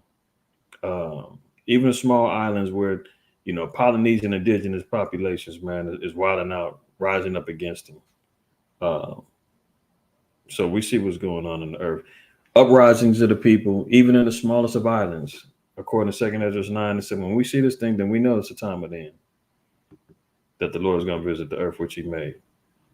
Meanwhile, over here, let's look at the free speech situations, or so-called pro-life activists sentenced to years behind bars, including a veteran and 2 women in their 70s. 7 pro-life activists were sentenced to years in federal prison on Tuesday and Wednesday for protesting at the White House surgery clinic in Washington, D.C. in 2020, an abortion clinic infamous for late-term abortions. So we know our stance, according to the law. Abortion is against the laws of the Most High. That is considered murder. That goes against one of the 10 commandments. Thou shalt not kill. You translate that word. Kill means to murder. We're not to do that. I mean, you know, I think Al-Adad did a lesson regarding the laws of abortion. And that gives us an insight in regards to that, right? So imagine our stance. If we stand on the Bible, and when, you know, that's one of the situations that's going on right now, and the talking points within the election right now is regarding abortion rights, and Roe versus Wade, and different states, are having their particular political opinions on it and stamping on what they can and can't do. So now, if you make that a talking point and you protest, and you go out there, you can go to jail for that now. This is where we're seeing more and more about the quote unquote liberties of the First Amendment and all that being infringed upon. And we're seeing the change and the transformation of the shutting down of the word. These people, these are just examples of what they're doing. I think the longest out of these, I think it was 7 of them. Yeah, it did say 7 of them. The longest term, I think one of them got like 4.5 years. The rest of them got like 2.5 years or something like that. But that's still fair time for standing up against abortion. Now imagine when things really get heated, when things really get escalated, and they really start banning, so let slow Biden get in and they push abortion being legal and this, that, and the third, man, and the protests go up, or we're out there on the streets teaching and we're talking about how abortion is wrong and blah, blah, blah. Oh, and it's getting blasted on the YouTube channels and getting blasted on Instagram and everything else. And next thing you know, they're documenting that and making case studies. When they decide to go raid and go hit something, they're going to have the evidence on deck to say, boom, here you go. The ministry of truth is spoken, a la 1984. And you're arrested. It's illegal for you to speak on that. And next thing you know, you're out of here. So it says President Slow Biden's Department of Justice brought conspiracy against and freedom of access to clinical entrances, or the FACE Act, charges against 9 pro-life activists for the protests. Protest, that's all. Which carried a maximum prison sentence of 11 years and $350,000 in fines. The activists were found guilty in 2 separate trials in August and September of 2023 and have been in jail ever since, awaiting sentences. And these people was older too, man. They said, like I said, 2 women in their 70s, they don't give a damn. Old, young, doesn't matter. Protesting now. If you don't like what America stands for, you don't like what's going on, they're going to make protesting illegal. So imagine how we stand as men of the Lord out there prophesying against many countries and kingdoms, as Jeremiah the 28th chapter 9th verse tells us to do. When they stamp that and say, okay, boom, this is why you already see, the issues that are going to be happening to, the highways and the byways, man. First, they're going to make certain crackdowns on the internet. Slowly but surely they're doing out those things, but it's going to filter out into the streets as well. They're trying to get rid of any and all manners of righteousness. Let's continue on. Look at this. Morehouse College might halt graduation on the spot if there are disruptions when President Slow Biden speaks. You tell me that's not a dictatorship? Morehouse College, quote unquote HBCU, Historical Black College, University, all male college down in Atlanta. If you disrupt when Slow Biden speaks, they said they will stop the graduation on the spot. And that's not a dictatorship? You trying to tell me that the so-called black colleges, man, ain't under the foot of the so-called white man? You niggas is always talking black college, black college. Man, the white man is your biggest donors, man. And when he comes down there to speak, everybody gets in check, man. You don't have no damn freedoms down there. Quit acting like that. Morehouse College President David A. Thompson said Thursday he would shut down commencement ceremonies on the spot rather than allow police to remove student protesters and zip ties during President Slow Biden's graduation speech. Why would they be? What's wrong? I thought everybody loved Slow Biden. Why would people be speaking out against him? Why are people coming up against him? See, because they're scared about people's pro-Palestinian views. They're scared about people want to talk about the economy. They're scared people want to, call Slow Biden out on his BS. So rather than doing that, they got the police on deck. They can either lock you up or they can just shut down the graduation and you won't be able to get your diploma in the fashion that you labored hard for. You went to school for 4 or 6 years. You got $100,000 in student loan debt, and it might go all to naught because you won't be able to walk the stage and go through the whole little ceremonial practice that they lined up for you because you said something against the dictator Slow Biden. That should let you know where things are going to be going down the line if this guy gets reelected. And this is the type of stuff they say that they both devils, man. But you can see the obvious. Trump at least is outright. He's gonna tell you what it is. The devil you know is better than the devil you don't. Slow Biden, he smiles in your face, stabs you in the back. This same stuff what they say that Trump would do. You speak when I speak. They say he's the dictator. He's the next hit LER, right? They're saying that's how, but I can't tell. Why are they even having his old ass even speaking at a black college graduation is beyond me. What does he got to do with Morehouse College? But we know a lot of government money flows through them schools. Biden's scheduled commencement speech Sunday at one of the nation's preeminent historically black colleges comes as school officials around the country have called in law enforcement to clear pro-Palestinian encampments and quell demonstrations in recent weeks. What we won't allow is disruptive behavior that prevents the ceremonial services from proceeding in a manner that those in attendance can partake and enjoy. I thought you had the freedom to assemble in the First Amendment. Apparently not. Not when good old Slow Joe come down there, man. Genocide Joe and all the other names that they've been giving the guy. So look how that works, man. And the damn Uncle Tom, David Thompson, says when White Zaddy come down here, I want y'all to be on your best behavior.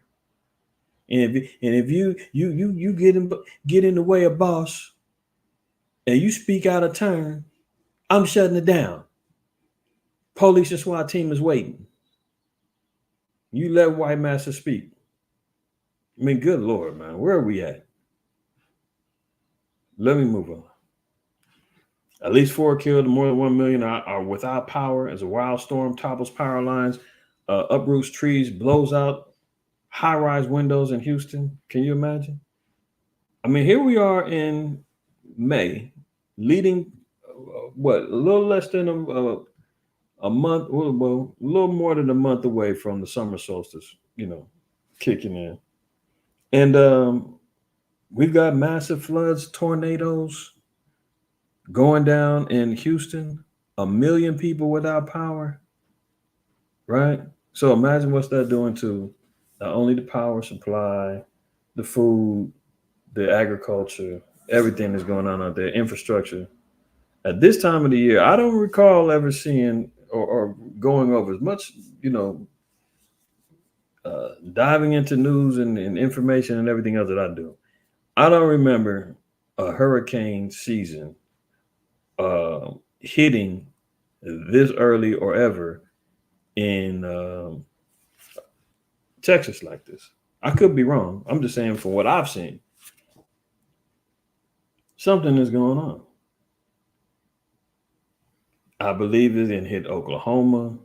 I mean, they were talking about all these tornadoes that was ripping through the Midwest in the South over the last couple of months.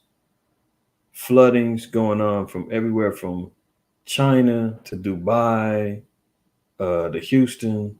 I mean, come on. If the Spirit of the Lord ain't moving, man, his tempest in the storms, hitting this place up, I don't know what isn't, right? Let's continue.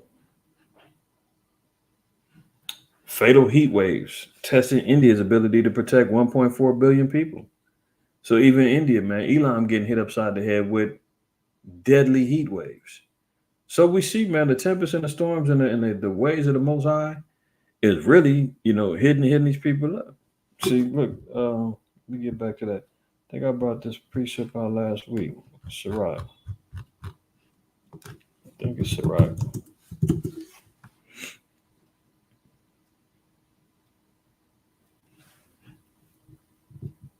Yeah, let's read this. Sirach 43, we read 1 down to 3. It says, the pride of the height, the clear firmament, the beauty of heaven with its glorious show. The sun, when it appeared, declaring at his rising a marvelous instrument, the work of the Most High. At noon it parts of the country, and who can abide the burning heat thereof? A man blowing a furnace is in the works of heat. but the sun burneth the mountains 3 times or more, breathing out fiery vapors and sending forth bright beams, it dimmeth the eyes. That's exactly what the Elam is over there facing right now, man. People dropping dead from the heat over there. They getting hit up. I think China got hit with massive heat waves as well. Let me see.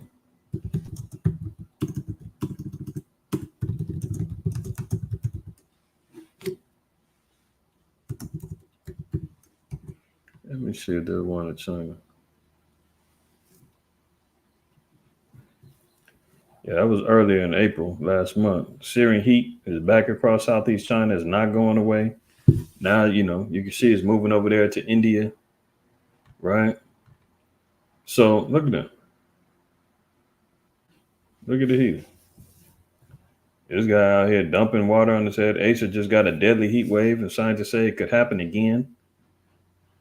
That's the works of the Lord, man.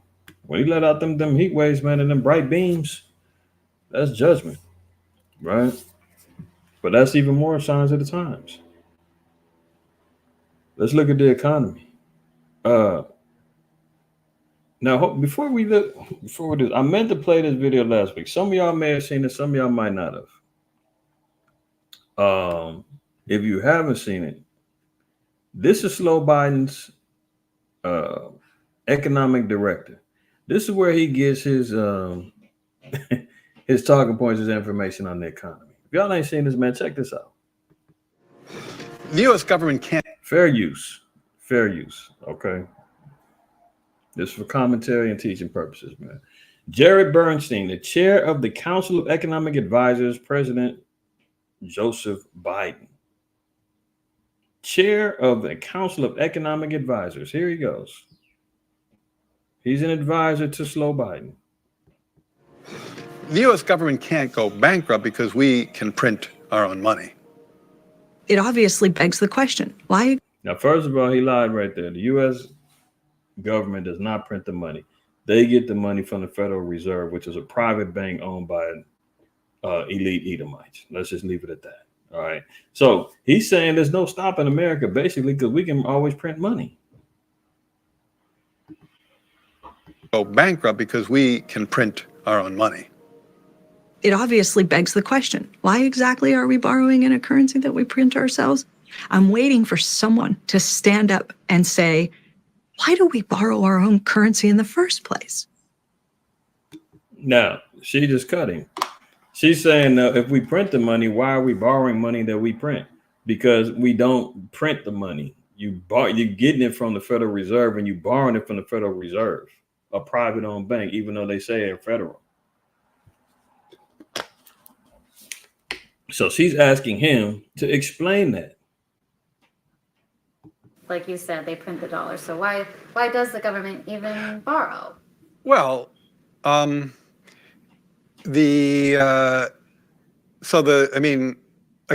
some of this stuff gets, some of the language that some of the language and concepts are just confusing. I mean, the government definitely prints money, and it definitely lends that money, which is why the government definitely prints money, and then it lends that money by selling bonds. Is that what they do? Are you guys following along? Are you guys confused yet, as he is? I mean, he done double spoke a number of times. Like, he don't know what's going on. Let me back him up. You know, birds of a feather, man. I mean, this is Slow Biden's, economic advisor. And you wonder why Slow Biden is out there looking like a damn boob every time he try to speak on something. This is where he get his word from.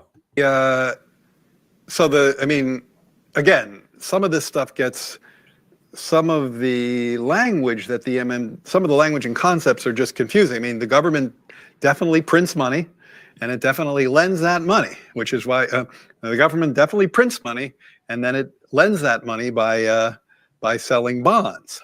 Is that what they do? They sell bonds. Yeah, they sell bonds, right? Because they sell bonds and people buy the bonds and lend them the money. Yeah. So a lot of times, at least to my ear with MMT, the language and the concepts can be and about necessarily confusing, but there is no question that the government prints money and then it uses that money to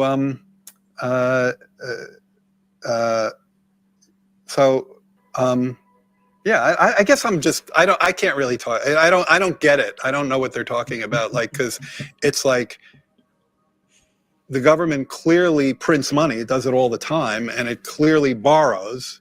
Otherwise, we wouldn't be having this debt and deficit conversation. So I don't think there's anything confusing there. He doesn't think there's anything confusing there, huh? Can you imagine? I mean, this is. Oh my goodness. This is Esau for you, man. Mind you, hold on. Let me get two precepts. I think I want 10. Yeah, Ecclesiastes 10 and 14. It says, "A fool also is full of words. A man cannot tell what shall be." See, this how you know he's a complete fool, man. Full of words. What? There's no confusion because the government prints money. Yeah. And then we borrow the money that we print, and then we sell the bond. We sell the bond. You're full of words, man. You can't tell what's going to be. You can't give an understanding of how the damn economy works. And he's an advisor. A fool is also full of words, and a man cannot tell what shall be and what shall be after him. Who can tell him? I mean, this is where we're talking about the complete foolishness of the so-called white man. The complete foolishness of the so-called white man. I mean, unbelievable. This is the guy who's calling the shots. I think I want Deuteronomy 32. And let's read verse 21. It says, "They have moved me to jealousy with that which is not God. They have provoked me to anger with their vanities, and I moved them to jealousy with those which are not a people."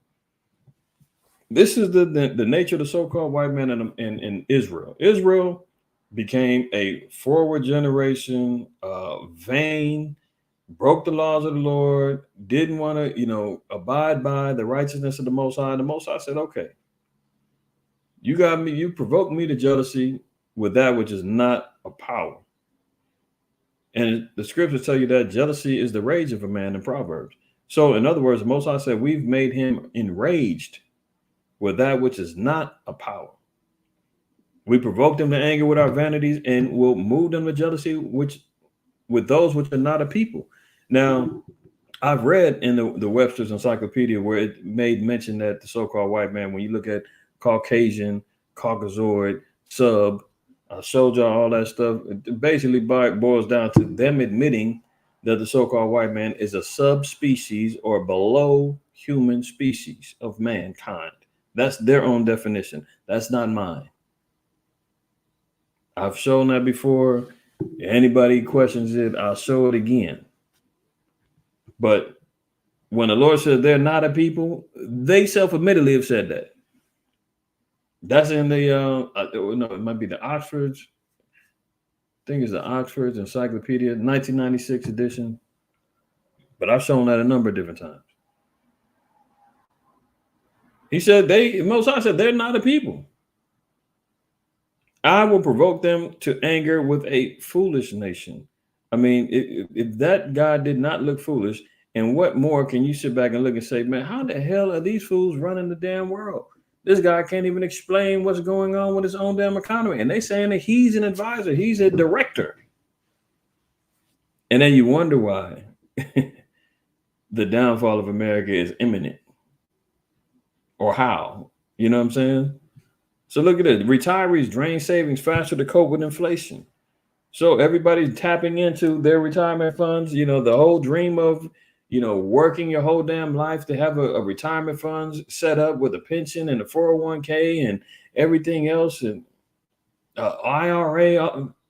People is tapping in, utilizing all of their resources to try to stay afloat during the time of inflation. Man, they already said by 2030, I think it was 2035, I showed y'all the article, man. They said that the retirement savings is going to be reduced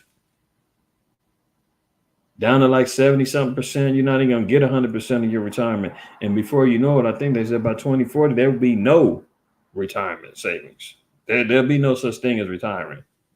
That's why Social Security, they're trying to up the age that you can be eligible to retire, hoping that you die before you're able to get your benefits. Right? So look, retirements, this is how the economy's going, man. It's bad news. Credit card delinquency surge. Almost 1 in 5 users are maxed out. The shocking state of the restaurant industry. We can't afford to open. We can't afford to close. You know, people that opened up and started up businesses before the vid era and afterwards. I mean, a lot of these restaurants, man, is closing up shop. They can't afford the mortgage rates, the inflation, to buy the food and everything else. It's all bad news. A lot of the fast food industries, they're all suffering because they got to charge so much money now. You seen last week, I showed y'all that what was it, $18? You know, add tax to it, $20+ for a damn Big Mac combo and all the other foods, man. And meanwhile, we all know these foods ain't no damn good for us. So people are now wising up, saying, "Man, I'm not gonna buy this crap, man. I'm paying more to further accelerate my health decline." Don't think so. You know. So here we see here. Here's a quote from the owners of this one business called Wax Paper. It says, "After closing Chinatown, I'll read from the top. In October, Lauren and Peter Lemos locked the doors of the Chinatown sandwich shop for what they thought would be the last time. In late March, they flipped Wax Paper lights back on, not due to newfound success or a windfall, but because they couldn't afford to shut it down. After closing Chinatown, we realized we still have our lease. We still have our federal loans from the SBA, from COVID. The bills are still coming in. Laura Lemos said, we can't even afford to close. We can't afford to open. We can't afford not to be closed." So that's the quandary that they're in, and I'm sure many others are in. They figure, oh, we'll just close up shop, man. It's over with. We're out of here. That the bills ain't stopped from the lease. They still got loans to pay back, business loans they got to pay back. They got all kind of stuff going on. They was like, we got to open back up. Hopefully we can get some more business in and we can get things cracking. Not in this environment, not the way that the food industry is going, but that's what they want. They want to shut all the small businesses down, restaurants, all that. They trying to shut all that stuff down anyway. Look, as famine looms, so we're talking about famine. Famine looms in Sudan. The hungry are eating soil and leaves. So when Hausa said there was going to be famines and pestilences throughout the earth, we're already in the famine. You know, like I said, we're jaded over here in America because, you know, we're complaining about the food price and everything else. Even Slow Biden said it. People got money, you're just mad you got to spend so much of it. Yeah, but people got money only because you got the ability to get credit. You know, when those things is lined up, it's over with. Right? But in third world countries, man, they already are jacked up. They're eating soil and leaves in Sudan. So the Hamites over there, man, they're getting hit upside the head heavy. Right? Look at this. Haiti, mud cakes become a staple diet of cost of food source beyond families' reach. Haiti's been eating mud cakes for like 15 years or more. Yeah, real legitimate mud. And it's bad. Brother sent me, Alidad sent me an article the other day about them sending in troops from Kenya to try to regulate Haiti. And they were talking about 95% of the damn troops in the police in Kenya is corrupt. So they go send some damn hyenas amongst the jackals and let them kill each other and go crazy. So we'll see how that plays out. But this is where the famine is going, man. They talking about over there in Sudan. They talking about, man, people are balling up soiling it with some water, swallowing it and washing it down with water just to stop the hunger pains. In Haiti, they're already eating mud cakes and cookies and selling them. Look. Let me see here.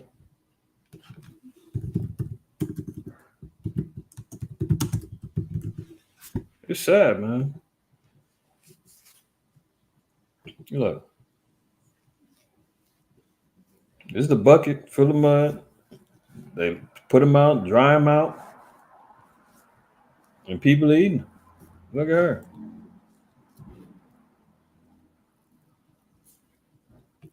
You dig what I'm saying? Like, this is bad. This is where it's going down to. See, many of the nations are already, experiencing this. But just wait till this comes to South Central.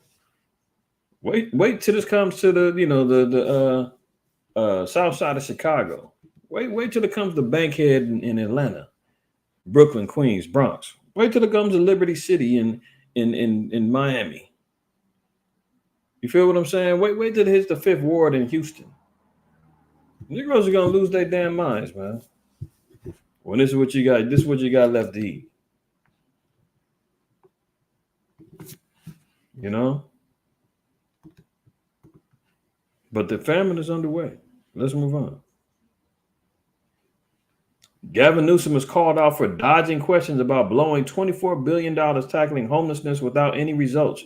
Didn't we just see? Didn't I tell y'all last week when Kamala Harris was so proud about how she, is getting ready to spend, got a $5 billion budget to help homelessness and all this other stuff. And I said, that money is not going to go anywhere, man. They're going to take that money and run. Well, this is how they operate. Gavin Newsom had $24 billion and can't show nothing for it. And dodges the question. And this is the guy they trying to prop up to get in take slow Biden's place. If they could get away with it.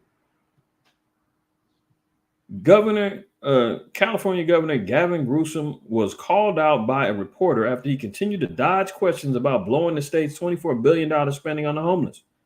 The Golden State budget deficit is at least $45 billion, a shortfall so large it prompted Newsom to propose painful spending cuts impacting immigrants, kindergartners, and low-income parents seeking childcare in a state often lauded for having the world's 5th largest economy. California spent $24 billion tackling homelessness over 5 years, but didn't track if the money was helping the state's growing number of unhoused people, a damning report says. So they didn't track the money. So where is the money at? Because I do see tent cities all over the damn place. I do see people that ain't got jobs and all kind of stuff that's going on, man. I have not seen any there's no low income housing. They building housing in Watts, South Central. They building up new little condos and all kind of stuff. Especially in Watts, in the smack dab in the middle of the damn projects they tore down. The Jordan Downs, and they trying to get rid of the rest of them. They building up whole new housing over there. Jake is over there holding on to the projects as best as they can. The rest of the projects that's left, they over there holding it down as best as they can before they boot them up out of there. But where's the housing that's supposed to be getting these people up out the streets? $24 billion gone. That's how they operate. Look, California's secret 50-cent gas tax hike coming in the next 2 years. Meanwhile, he sure knows how to, we got to protect the earth. We got to protect the carbon. We're going to charge you for more gas, more taxes, penalize you for maintaining and having a damn gas-driven car. Because they see what's happening. They're failing with the push for electric cars and power. Notice that, by 2025, they already said they're not, next year, they're saying all gas powered sales is going to cease. So you're not going to be able to find a gas generator, gas leaf blower, gas operated scooter, bike, lawnmower. All that stuff is going to be banned from being sold in California anymore.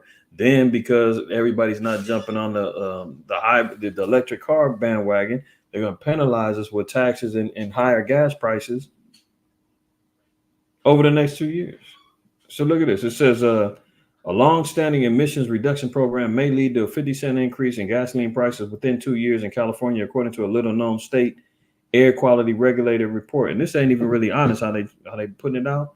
I'm gonna show y'all in a second. In September, the California Air Resources Board, or CARB, the state's primary environmental regulator, reported gas prices will rise next year by about 50 cents a gallon and every year thereafter. See, it continues on, it rotates. 50 cents here, next year another 50 cents. Before you know it, the gas tax gonna be up $2-3 just to drive. And if you don't like it, guess what? You can, who knows? They'll mess around, start segregating and making 15-minute cities in California. Regulate everybody to get you out the car. They're gonna get jakes out of them damn cars one way or the other. All for the earth. See, California Air Resources Board, or CARB, as they're worried about the carbon in the air, the carbon footprint of people. Oh, we need to save the earth. So they get more money, more taxes that they can't explain where the money goes because it gets lined in the pockets of the wicked politicians. Republican State Senator Janet Nguyen, one of the legislature's most critical tax hawks, told Fox News Digital the secret tax increase would penalize the majority of Californians. The middle class, the low income, they can't afford gas to go to school, work, or grocery, or the doctor's office, Nguyen said. No one knows about this. I think people just think it's a tax, so they don't know the difference between the carbon tax versus the state tax. It's almost like a tax on the tax, which is exactly what's going on. Same way they're putting the tax on top of the tax for ammo and firearm sales, starting in July, double up in California, man. All right, I'm not gonna, because every time I talk about how bad it is, y'all be hitting me up. When you gonna move? Get up out of there. Come here. Leave there. So, y'all already know. All right, let's move on. But look at this. Why California's 40 cents gas tax increase may need to be $4 instead. This is a contributor to Forbes. They saying that's not enough. They need to go up to 40 cents. I mean, $4. Hold on, y'all can't read that. Let me see if I can.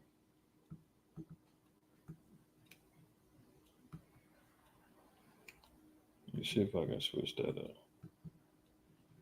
Okay, that's better. On the fly, y'all. On the fly. All right. So you got some individuals and idiots out there talking about it needs to be $4.